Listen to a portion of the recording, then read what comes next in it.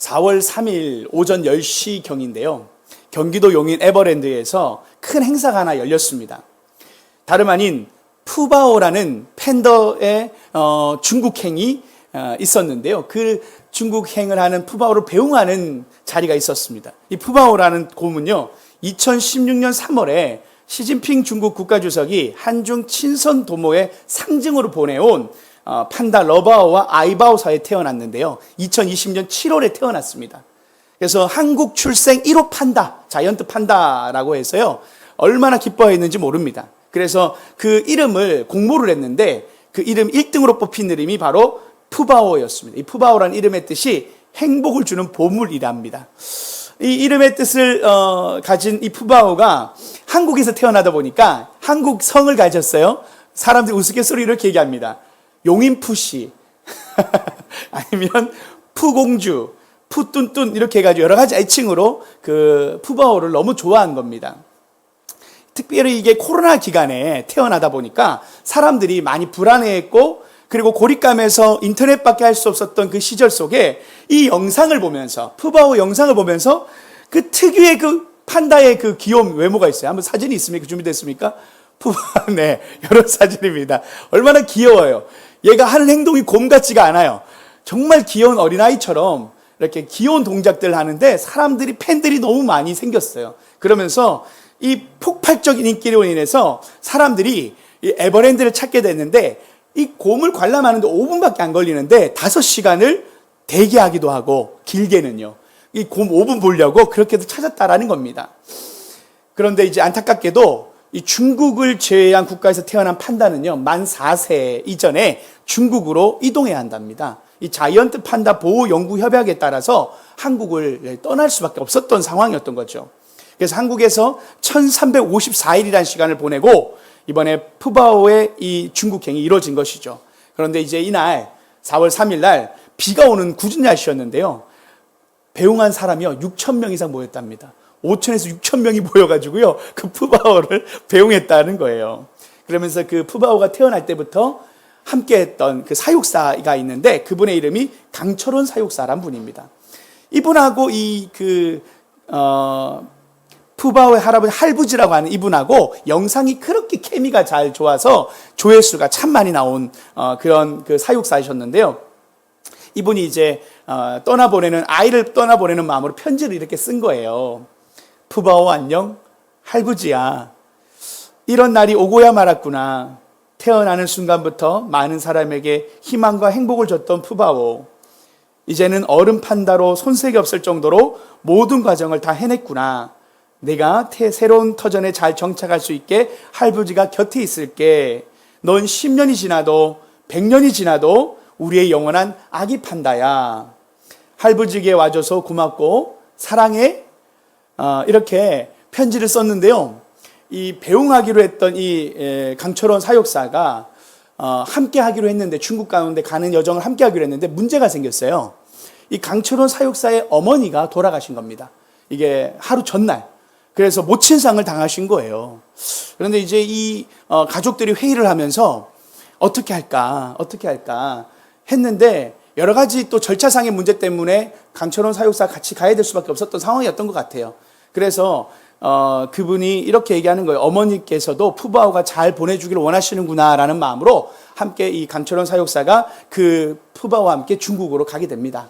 그러면서 20분에서 30분 간격으로 이 푸바오에게 문제가 없는지, 스트레스를 받지 않는지를 그 중국행 비행기에 동행하는 시간들을 가졌던 것이죠. 그러면서 이제 그 푸바오가 지낼 곳을 딱 안착시켜 놓고 그가 마지막 손편지를 쓰고 이제 나왔는데, 그 편지가 이래요.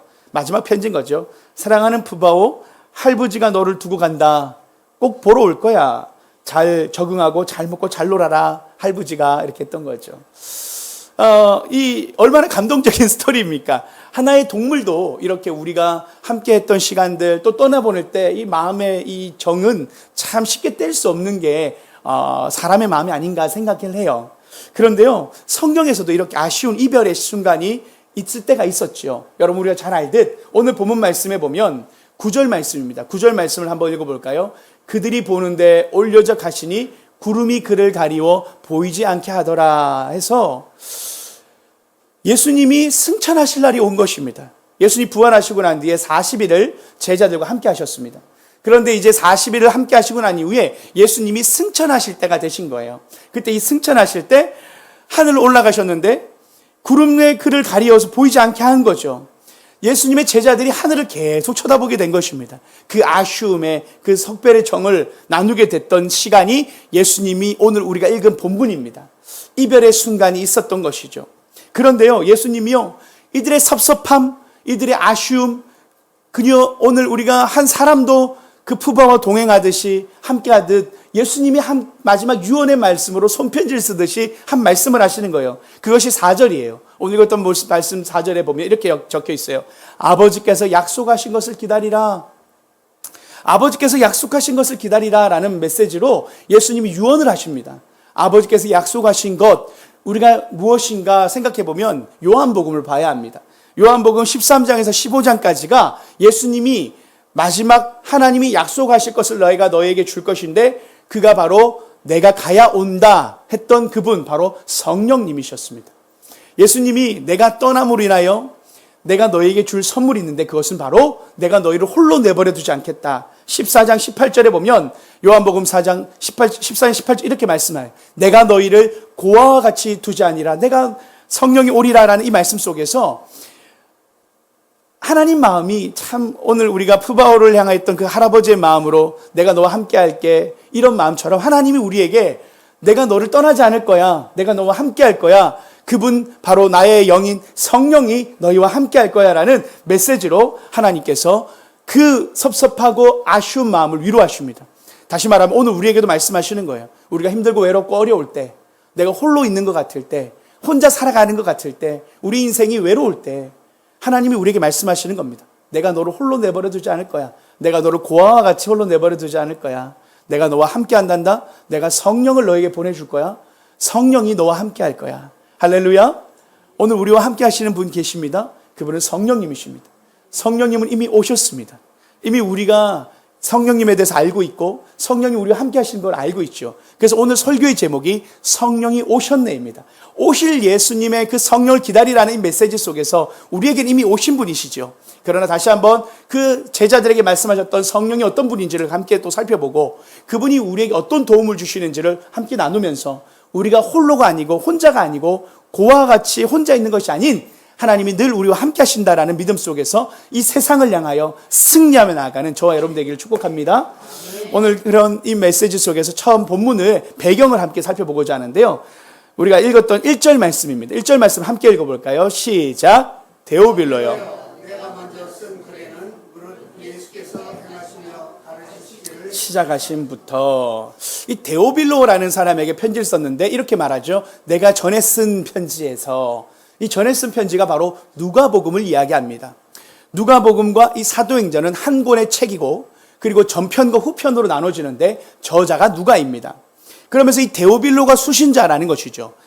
누가복음에는요, 이 데오빌로를 향하여 각하라는 표현을 썼습니다. 이 각하라는 것을 쓸 때 이 각하는 총독 이상의 관직자에게 붙여진 높은 직분의 사람이었습니다. 그런데 이 사람은 누구인지가 신학자들이 좀 분분해요. 베스토, 벨릭스 여러 사람이 있지만 중요한 것은 높은 사람이었다는 것과 함께 실제 존재했던 인물이었다는 것이 중요합니다.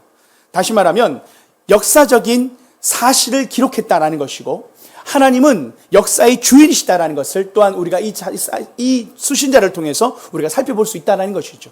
역사의 주인이신 하나님, 우리가 이 땅에 오셨던 예수님을 기록한 책이 바로 누가복음이었습니다. 예수님의 십자가와 순환의 그 모든 과정을 담아내시고 예수님의 사역을 담아낸 책이 누가복음이었다면 사도행전은 성령님이 오시고 난 이후에 복음을 전하면서 교회를 세운 사도들의 이야기입니다.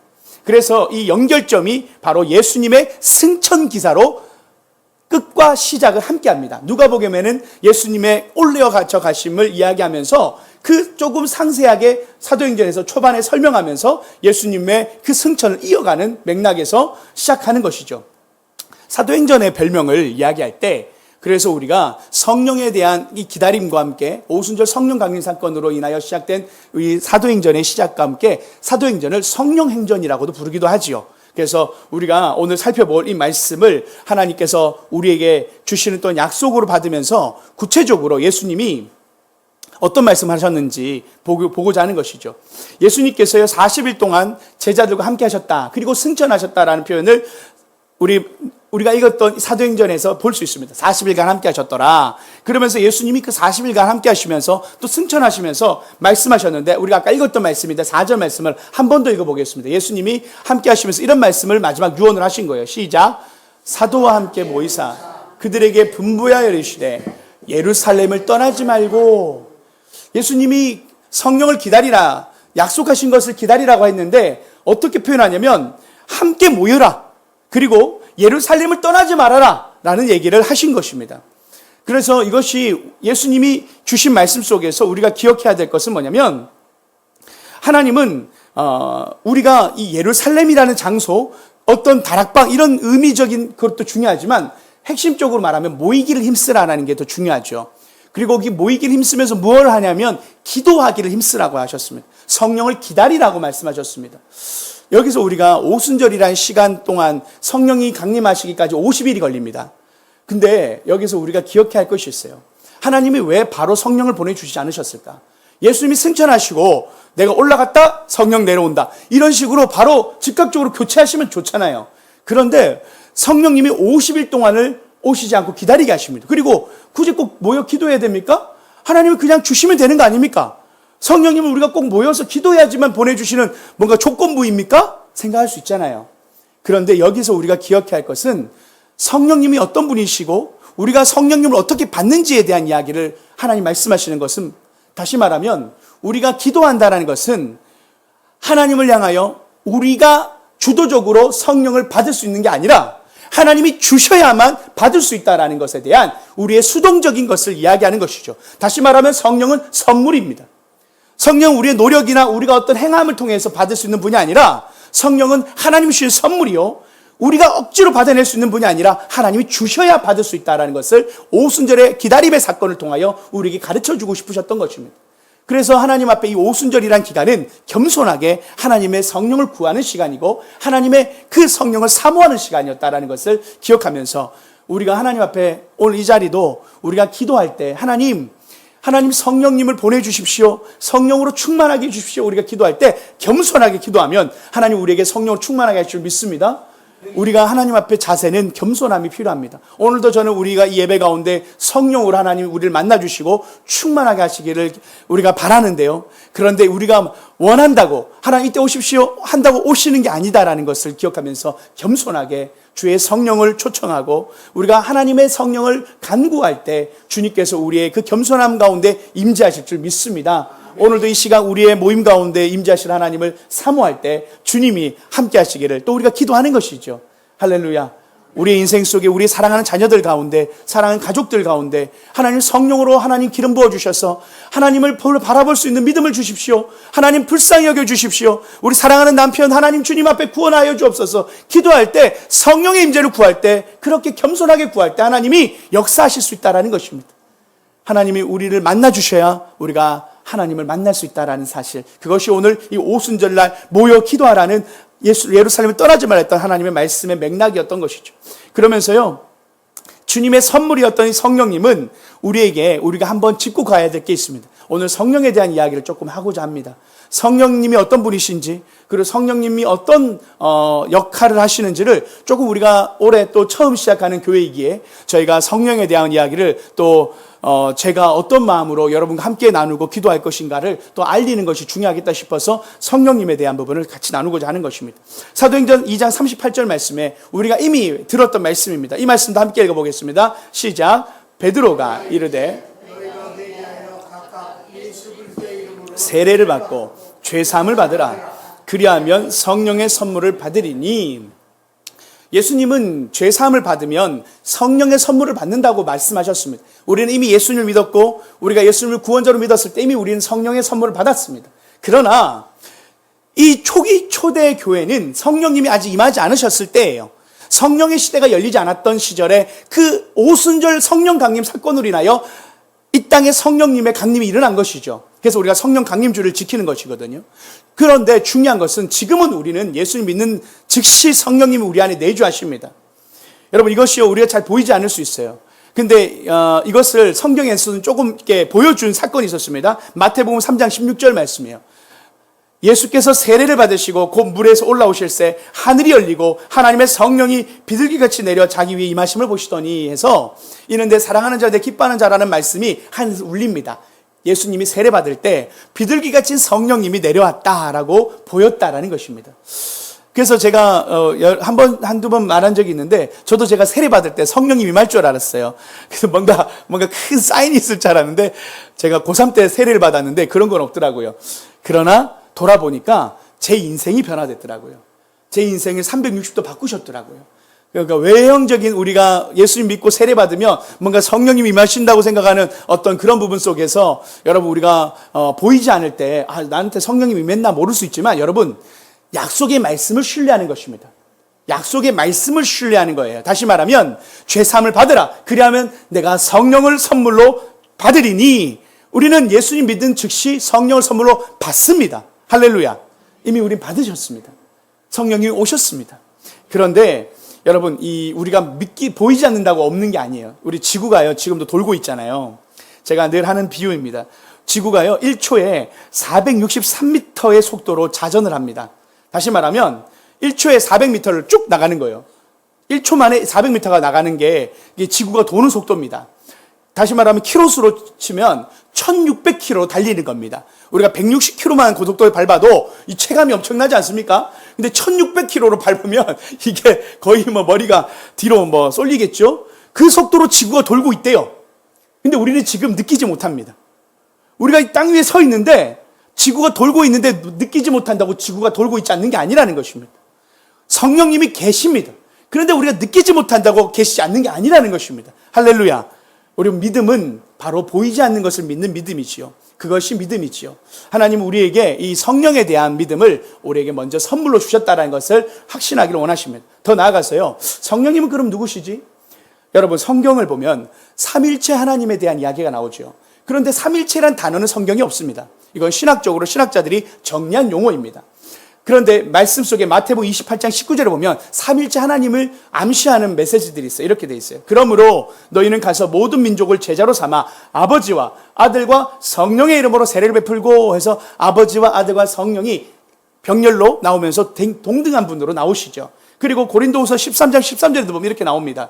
주 예수 그리스도의 은혜와 하나님 사랑과 성령의 교통하심이 너희 무리와 함께 있을지어다. 이게 우리 축도 때 나오는 축도의 메시지 아닙니까? 근데 여기도 그리스도의 은혜와 하나님 아버지의 사랑과 성령의 교통하심이라고 해서 삼일체 하나님이 등장합니다. 그래서 삼일체란 말이 없다고 해서 성부, 성자, 성령 하나님이 삼일체 하나님에 대한 부분을 우리가 성경이 없으니까 안 믿는다가 아니라, 방금 말한 것처럼 이렇게 메시지 속에서 세 분이 함께 등장할 때가 많고 그분이 동등하다는 것과 예수님께서도 증언하실 때 나의 영, 진리의 영, 하나님의 영, 성령님을 얘기하셨단 말이죠. 그래서 성령님은 하나님이십니다. 성령님은 하나님이시고 하나님의 영이시고 하나님과 동등한 분이십니다. 그래서요, 우리가 예수님은 우리가 인격적이신 분으로 알고 있고 하나님 우리가 인격적으로 알고 있는데, 우리가 성령님을 우리가 이야기할 때는 뭔가 성령의 불, 성령은 물, 성령은 비둘기 해서 뭔가 약간 그 능력이나 파워처럼 생각할 때가 있는데, 아니에요. 성령님도 인격을 가지신 하나님이십니다. 그래서 우리가 성령님에 대해서 이해할 때 성령님이 우리의 인생 속에 함께 하시고 성령을 보내주시겠다 했을 때 성령님이 어떤 분인지를 아는 게 매우 중요한 겁니다. 왜냐하면 우리와 함께 하시는 분이 어떤 분인지를 알 때 우리의 기도 생활과 우리의 삶의 신앙 생활에 큰 도움을 주기 때문입니다. 여러분, 이 보혜사라는 단어를 많이 들어보셨을 겁니다. 예수님이 요한복음에서 내가 보혜사를 보낼 것이다 라고 이야기하셨어요. 이 보혜사라는 단어의 뜻이 파라클레토스라는 헬라어입니다. 이 뜻이 뭐냐면 도움을 받기 위해 곁에 초청된 사람, 즉 피고인 측 변호사 같은 그런 법적 용어가 쓰여졌습니다. 변호사와 같은 것이죠. 그래서 나를 도우라고 부름받은 자라는 뜻을 가지고 있습니다. 변호사, 조언자, 상담자, 위로자, 이런 느낌이 파라클레토스의 보혜사라는 뜻인데요. 그런데 우리가 보혜사라는 단어가 성령님에게만 쓰인 게 아니에요. 여러분, 우리가 한번 이것도 짚고 넘어가야 될 분인데, 보혜사라는 단어가 한 번 더 언급이 됩니다. 바로 예수님께서요, 이렇게 표현해요. 요한복음 14장 16절에 이렇게 표현됩니다. 그가 또 다른 보혜사를 너에게 주사. 하나님이 또 다른 보혜사를 너에게 주겠다라고 말하면서 그 보혜사가 성령님을 얘기하는데, 또 다른 보혜사? 먼저 온 보혜사는 누구야? 바로 예수 그리스도이십니다. 예수님이 보혜사로 먼저 오셨어요. 예수님이 돕는 자로 먼저 오셨다고 얘기하시는 겁니다. 그런데 어떻게 도우셨어요? 요한일서 2장 1절에 보면 이렇게 말하는 거예요. 만일 누가 죄를 범하면 아버지 앞에서 우리에게 대언자가 있으니 곧 의로우신 예수 그리스도시니라. 예수님이 우리의 죄를 위해서 오셨고 우리의 죄를 용서하길 뿐만 아니라 중보자가 되셔서 지금도 우리의 보혜사가 되신다라고 먼저 언급을 하셔요. 그런데 또 다른 보혜사, 내가 가야 또 다른 보혜사가 온다. 근데 그는 시간과 공간의 제한을 받지 않는 영이신 분이시고 내가 가야 더 은혜로운, 더 은혜의 시대가 열린다고 얘기하시면서 예수님이 도리어 두려워하고 염려하던 제자들에게 내가 가야 한다. 내가 떠남으로 너희와 함께 할 것이다 라고 하시는 이 보혜사를 보내주신 것이죠. 그것이 더 큰 축복인 줄 아셨기 때문에 예수님 보내신 것입니다. 예수님은 2000년 전에 유대 지방에 태어나셔서 그렇게 제한된 공간에 육체적으로 지내셨죠. 시간의 제한을 받으셨죠. 그러나 성령님은 공간과 시간의 지배를 받지 않고 무소부재하다라는 표현을 하십니다. 그리고 전지전능하신 무소부재하신 분의 그 성격을 가장 잘 드러내신 분이 바로 성령님이시죠. 그래서 성령님에 대해서 우리가 조금 더 알아보려고 합니다. 성령님은요, 지성을 가지고 계십니다.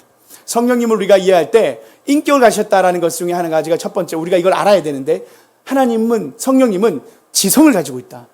인격 중에 하나의 요소가 지성입니다. 이 지성이라는 게요, 고린도전서 2장 11절에 이렇게 적혀 있어요.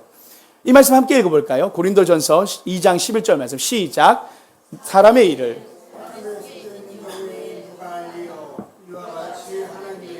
하나님의 영예는 아무도 알지 못하느니라.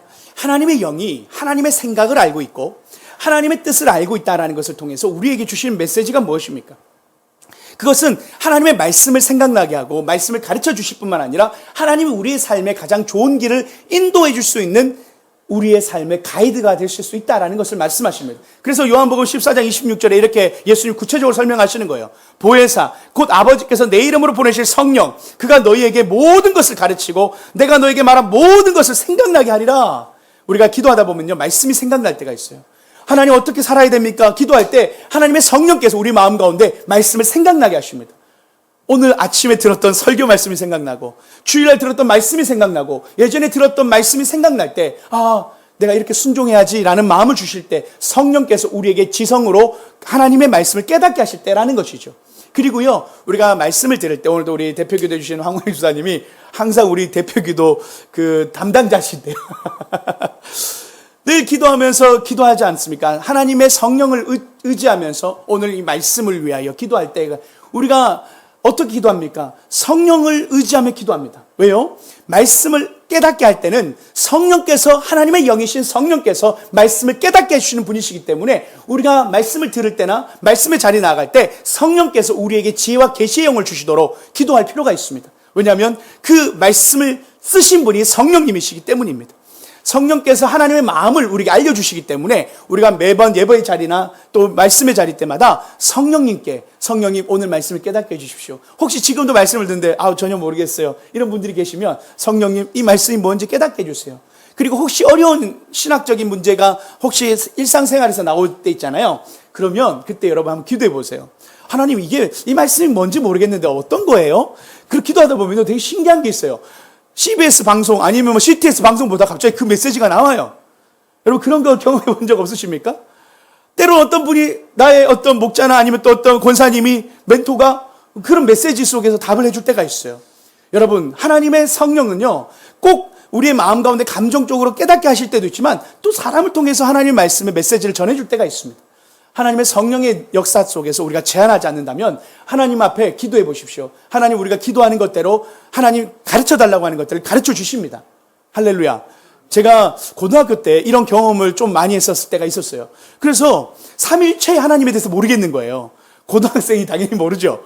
그래서 삼일체 하나님이 너무 알고 싶으니까, 이건 대학생도 마찬가지였습니다. 항상 신학책을 읽거나 할 때마다 하나님 이게 제대로 깨닫게 해주십시오 하면서 책을 연구하다 보면 그 관련된 어떤 분들이라든지 정보라든지 말씀을 듣게 되면서 항상 일주일 정도를 넘기지 않았던 것 같아요. 제가 하나님 앞에 물었던 어떤 물음이 있으면 한 일주일은 안 넘기고 답이 왔던 것 같아요. 여러분도 아마 그런 경험들이 있으실 겁니다. 하나님 앞에 물으면 하나님이 답을 해줄 때가 있어요. 성령께서 우리에게 가르쳐 주신다라는 것입니다. 성령이 우리와 함께 하신다는 증거입니다. 그러면서요, 우리의 인생 속에서 하나님 앞에 우리 청년들도 있는데요.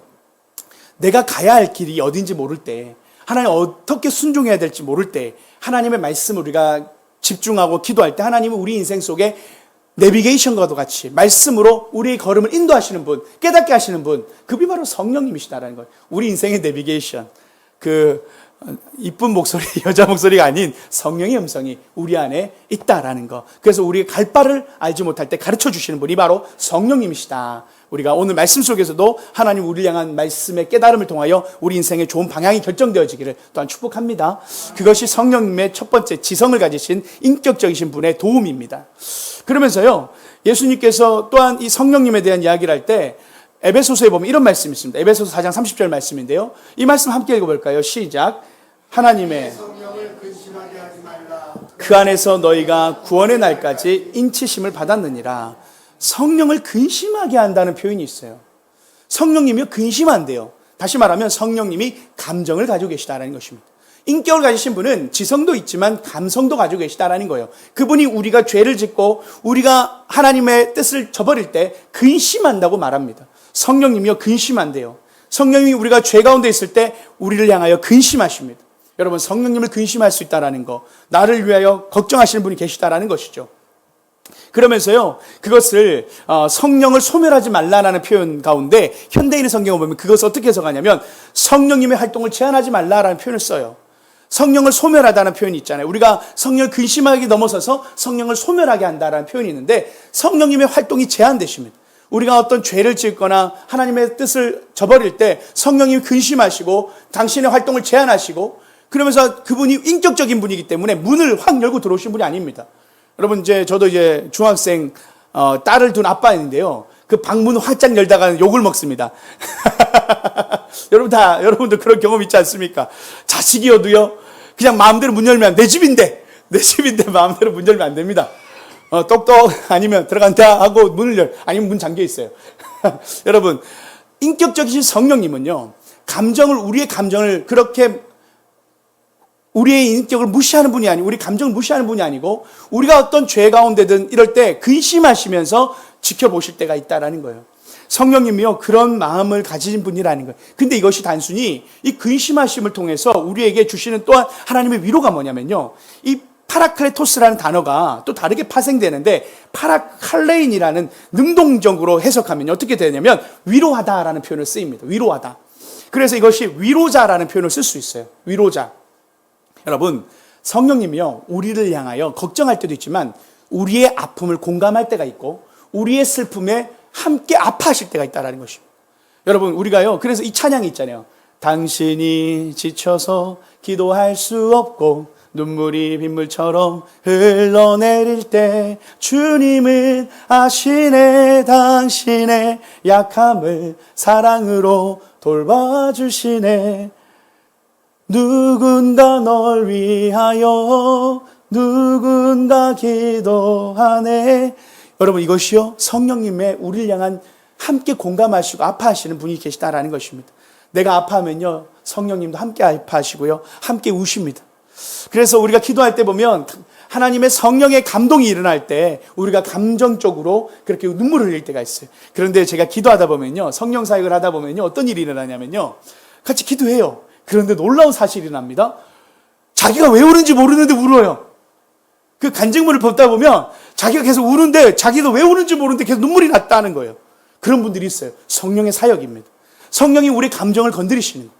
우리가 딱딱하고 메말랐던 우리의 영혼이 한 번도 교회 가서 운 적이 없는데 이게 성령이 한번 역사하면요, 이 감정이 본물처럼 터지듯이 감정이 터져 나오는 분이 계셔요. 많이 봅니다, 그런 분들을.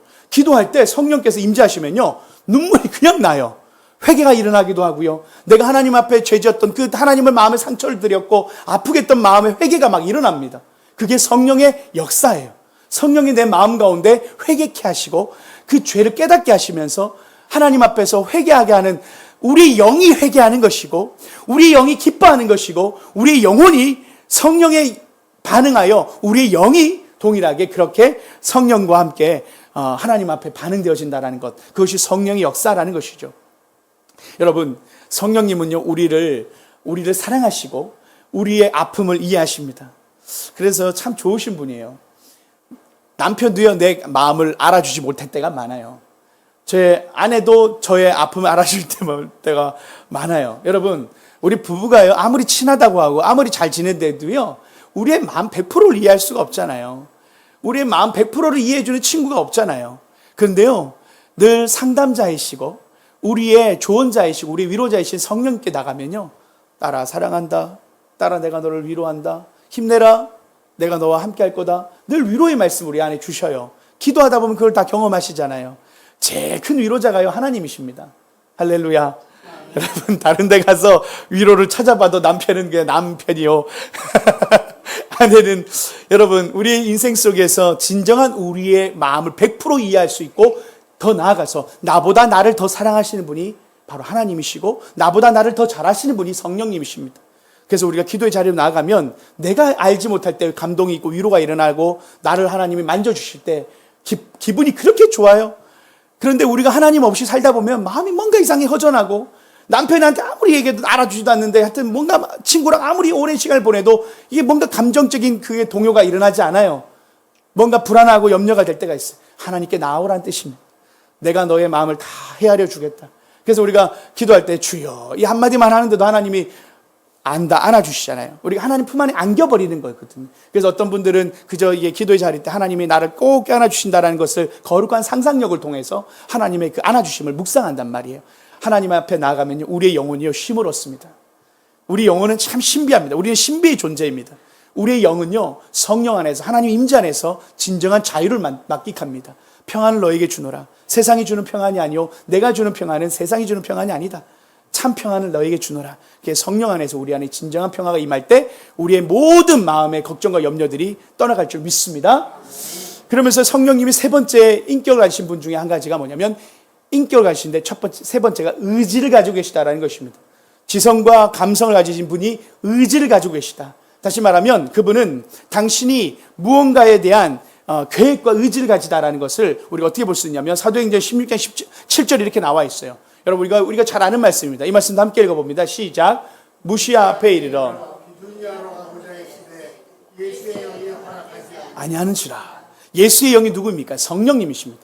사도 바울이 선교 현장에서 복음을 전하고자 하는데 비두니아로 가고자 하는데 예수의 영이 막아선 것입니다. 여러분, 이게 성령님의 역사입니다. 의지를 가지신 분이라는 거예요. 그러면서 이 6장 7절, 8절, 9절에 더 보면요. 8절을 보면 무시아를 지나 드로아로 내려갔는데 밤에 환상이 바울에게 보이니 마게도냐 사람 하나가 서서 그에게 청하여 이르되 마게도냐를 건너서 우리를 도우라 하거늘. 비두니아로 간 것을 막고 마게도냐로 성령께서 이끄신 것입니다. 다시 말하면 터키 지방에 동쪽으로 가면 이제 아시아로 가는 길이에요. 비두니아는 아시아로 가고자 했던 거예요. 사도 바울이 성교의 방향이 아시아로 먼저 향했습니다. 근데 성령이 막으신 거예요. 그러면서 어디로? 유럽으로, 서쪽으로 가게 하셨어요. 그게 마게도냐 지방입니다. 마게도냐 지방으로 넘어가는데 꿈에 비두니아에 이제 지나고 나서 드로아로 내려갔는데, 이게 좀 이런 우리 목회자 느낌 아닌데 드로아 우리 영화에 드로아 있지 않습니까? 드로아가 그런 드로아예요. 드로아로 내려갔더니만 마게도냐의 환상이 보인 겁니다. 마게도냐의 사람이 나타나서 건너와서 우리를 도우라고 하시면서 그 하나님의 뜻을 알고 마게도냐를 건너갔는데 거기서 만난 교회가 빌립보 교회입니다. 그가 만난 자주상사와 함께 감옥에 갔는데 그 감옥문이 열리면서 그 간수장이 예수님을 믿게 되는 역사가 바로 빌립보 교회 초반 그 탄생 배경이 됩니다. 근데 그 빌립보 교회가 탄생하게 될 때 성령께서 빌립보에 하나님의 백성들이 있다, 거기로 가라 라고 하나님이 성령께서 의지를 가지고 바울을 막으시고 이끄셨다. 의지를 가지신 분이시다. 예수의 영이 허락하지 않더라라는 걸 통해서 성령님은 의지를 가지고 있다라는 것을 말씀합니다. 여러분, 우리가요 이 성령의 의지가 매우 중요한데 우리의 삶에 제가 조금 그 다음 주랑 하나님 허락하시면 성령에 대한 메시지를 조금 더 전하려고 합니다. 성령님의 역사 가운데 성령의 은사가 무엇인지, 성령이 어떤 일을 하시는지를 조금 더 나누고자 해요.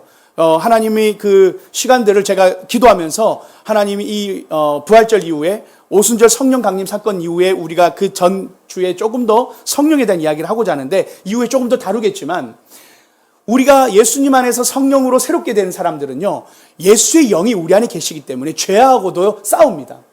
그래서 우리가 하나님의 뜻을 거절하거나 하나님의 뜻을 순종하고자 하는 마음이 생깁니다. 그래서 우리가 예전에는 죄악 가운데 살았다면 이제는 성령의 메시지 가운데 의지를 가진 성령께서 우리를 죄와 싸우게 하시고 죄의 길이 아닌 선한 길로 가게 우리의 마음을 자극하십니다. 그리고 그렇게 감동을 주셔요. 그 불편한 마음을 주십니다. 죄 지을 때 불편한 마음을 주시고 때론 죄책감도 있겠죠. 그리고 하나님이 기뻐하신 뜻이 무엇인지를 계속 감동을 주셔요. 이렇게 해라, 이렇게 해라. 제가 우리 이제 의자와 뭐 이런 봉헌을 하신 분들을 또 이렇게 보면요, 그분들이 기도하는데 감동을 주시더래요. 네가 의자를 해라, 이런 마음. 성령께서 감동을 주시고 의지를 주시고 또 우리 안에 감동 속에서 복음을 전하라 이런 말씀을 주실 때 그것이 성령의 의지가 있다라는 거예요. 그러면서요, 사도행전 1장 8절, 오늘 우리가 읽었던 본문 말씀입니다. 사도행전 1장 8절, 이게 오늘의 어떻게 보면 핵심 메시지가 되겠죠. 함께 말씀을 봉독합니다. 시작. 오직 성령이 너에게 임하시면 예루살렘과 온 유대아와 사마리아와 땅끝까지 이르러 내 증인이 되리라 하시니라. 아멘. 성령님이 임하시면요, 우리가 증인이 된대요. 성령이 임하시면 우리가 복음을 전하게 된대요. 그것이 성령의 의지라는 것입니다. 그래서 사도행전은 성령행전이라고 말하는데, 성령행전은 다시 말하면 선교의 사역을 하나님의 성령이 주도적으로 해 가신다라는 것입니다. 할렐루야. 여러분, 우리가요, 성령을 받으면요, 하나님의 사역을 기뻐하고 하나님의 사역을 할 수 있게 됩니다. 그런데 그것이 하나님이 주신 의지가 생기게 되는데, 선교의 영이신 성령께서 우리와 함께 하실 때 복음을 전하게 하시고 예루살렘과 온 유대와 사마리아 땅끝까지 이르러 복음을 전할 수 있도록 성령께서는 우리의 삶을 드라이브 하십니다. 그런데 우리가 능력이 부족하잖아요. 우리에게 실력이 부족하잖아요. 걱정하지 마라. 오직 성령이 너에게 임하시면 권능을 받고 하나님의 능력이 우리와 함께 하셔서 병든 자가 치유받고 기도하면 하나님께서 일어나게 하시고 그 모든 권능과 함께 하나님의 복음을 전할 수 있도록 능력을 공급하시겠다고 하시는 것입니다. 하나님의 일을 할 때요, 하나님이 도와주십니다. 하나님의 선한 일을 하고자 할 때 하나님의 능력을 공급하십니다. 하나님을 위해서 꿈을 꾸는 청소년들, 꿈을 꾸는 하나님의 백성들, 하나님의 사람들에게 하나님을 위해서 계획하고 꿈을 꾸면요, 하나님의 권능이 함께 하십니다. 제가 이 운정한 소망교회를 시작하고 우리가 개척의 걸음을 걸어오는 동안 하나님이 함께하지 않은 적이 없어요.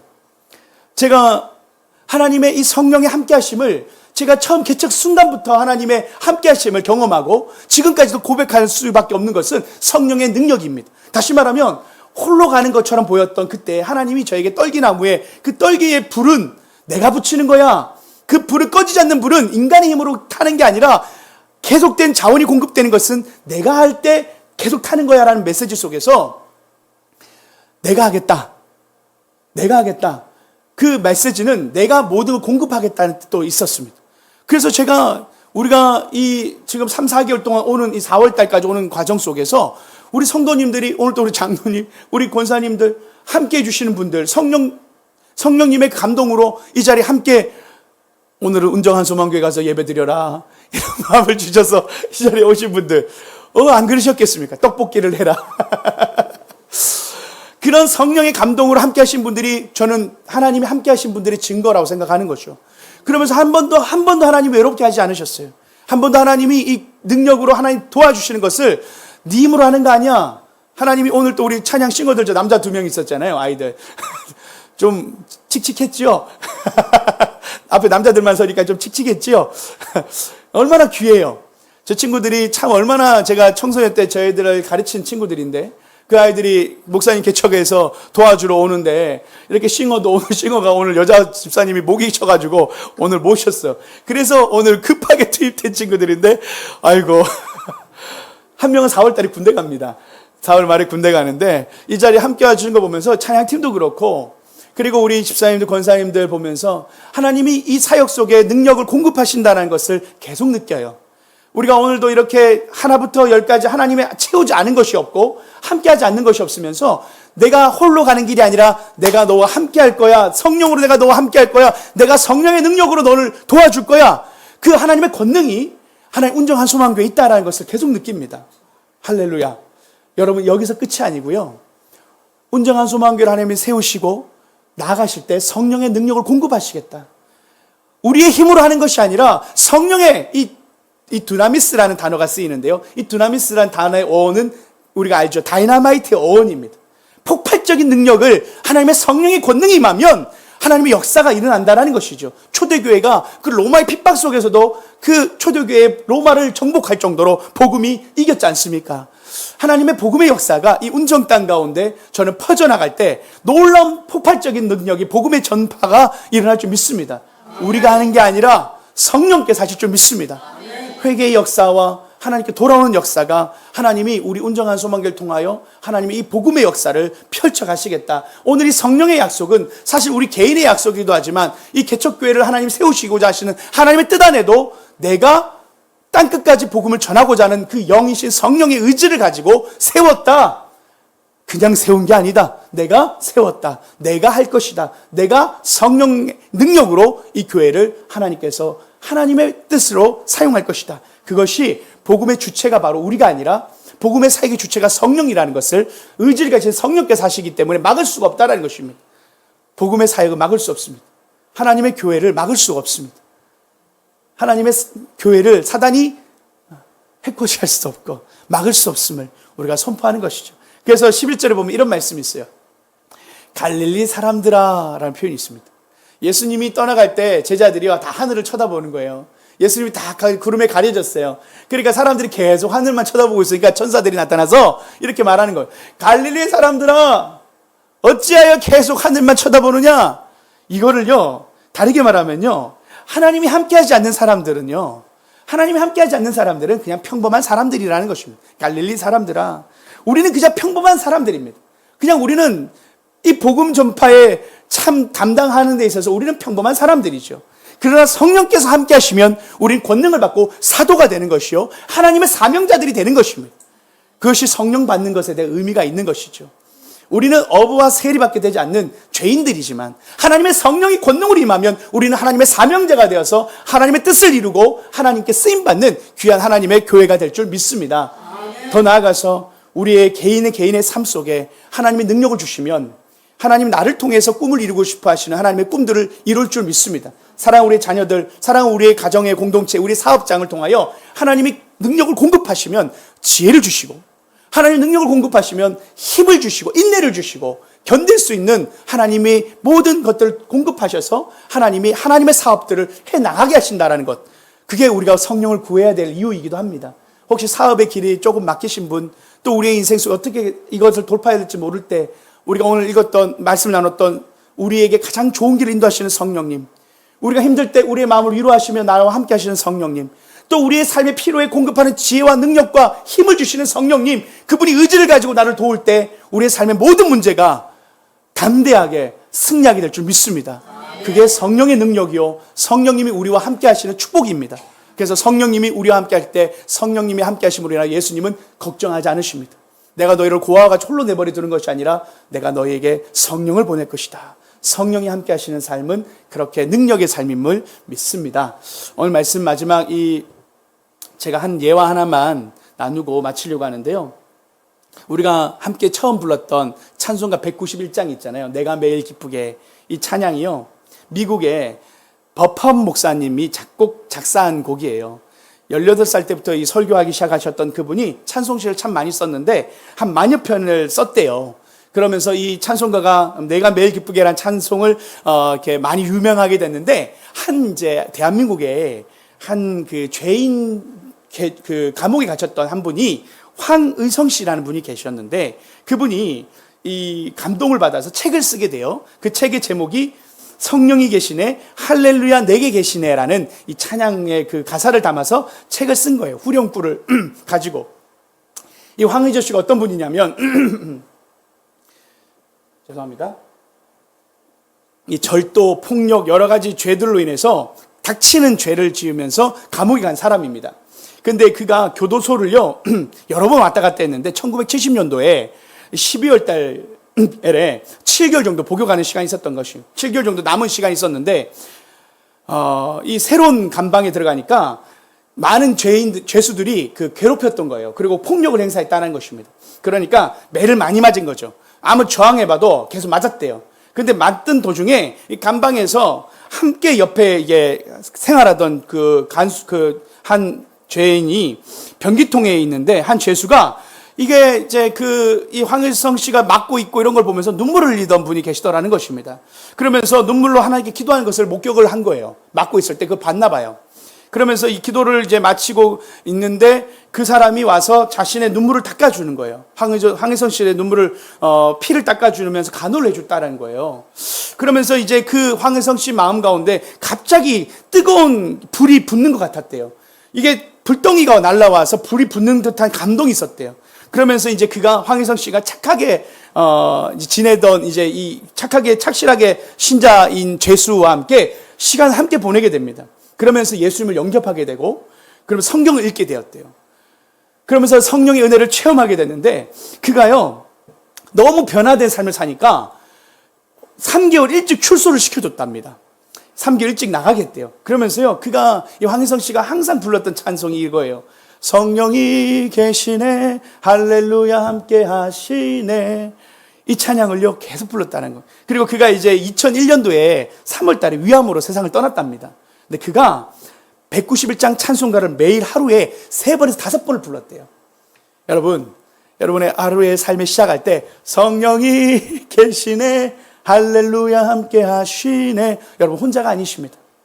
여러분 홀로 생활하는 것이 아니라 성령이 여러분과 함께 하시고 여러분과 평생을 함께 하실 줄 믿습니다. 할렐루야, 성령이 오셨네. 그분이 나와 함께 하시네. 그 믿음으로 세상 가운데 승리하시는 저와 여러분 되기를 축복합니다. 함께 기도하시겠습니다.